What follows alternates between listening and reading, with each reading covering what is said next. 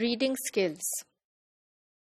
Business communication entails that a lot of correspondence has to be read and responded to. So, reading can be defined as a process in which the reader combines information from a text with their background knowledge to build meaning. So, there are two types of reading: strategic reading and fluent reading.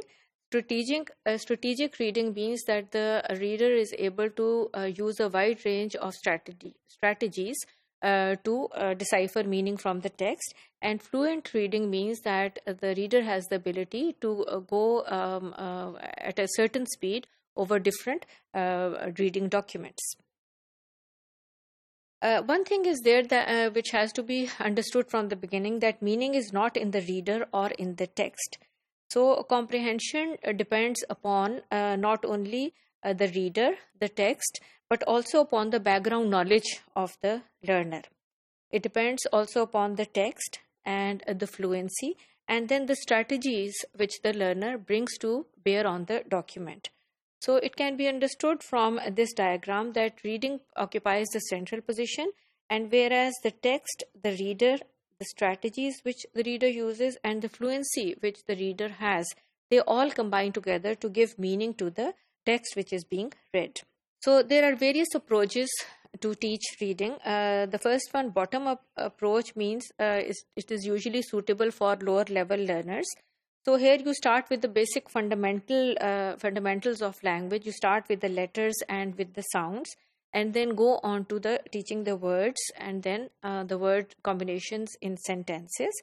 And then you go on to, then you can perhaps go on to intensive reading, which means that you read short passages and then you get your students to practice by giving activities.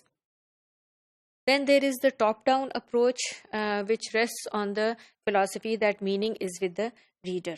Here, it depends upon the reader's background knowledge, about his experiences, about what predictions he makes about what the text could mean, and he searches the text and tries to find meaning out of it. And here the activities which would be given for this type of an approach would be that meanings are generated rather than meanings are taken by recognizing the words. So the principles of teaching reading are that you exploit the learner's background knowledge. So this includes all the experiences which the learner has about his own experiences, about his knowledge about how languages work, how the foreign language works, and activating this background knowledge to contribute to his reading. Then also it depends upon setting goals for the learner, asking him questions and asking him to make predictions about the text and about what the text could mean, and so on. The next principle is building a strong vocabulary base. So that would help the learner in becoming a better reader. So the basic vocabulary has to be taught explicitly, while the specialist vocabulary will be picked up by the learner with less difficulty. So basic vocabulary has to be taught explicitly to the learner, and then the specialist terminology which belongs to his area, that can be earned easily as compared to the journal terminology which has to be taught explicitly. Then you have to teach reading for comprehension. So how learners want to know how they learn. So thinking about their learning, thinking about how they read and acquire meaning from the text would come under metacognition. So discuss with learners about how they have taken meaning out of the text, ask questions related to how they have engaged with the text, ask questions about what the author intends to convey and how does he intend to convey it. Then another principle is teaching reading strategies. Here you can ask the learners to verbalize their thought processes. While they were engaged with the text, what were their thought processes at that time?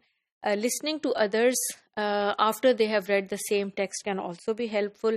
Other listeners give a different perspective, and this helps in further refining and improving the learning strategies of reading. Then encourage learners to transform strategies into and skills. So as learners practice reading strategies, they turn into skills. Skills are something which are inborn, which are done, which are used unconsciously. But once the strategy is used and it is practiced, then it becomes part of the skill. It becomes more habitual to use that strategy as your skill. So from conscious control of the strategy to unconscious skills, that would become part of the learner's repertoire of language skills. Another principle is that you have to build assessment and evaluation in your teaching. Okay, so your assessment about reading skills should be both quantitative. You can take this data from the test information and from the reading rate data of your learners. And then it could be qualitative, and you can take your information from reading journal responses and from interest surveys.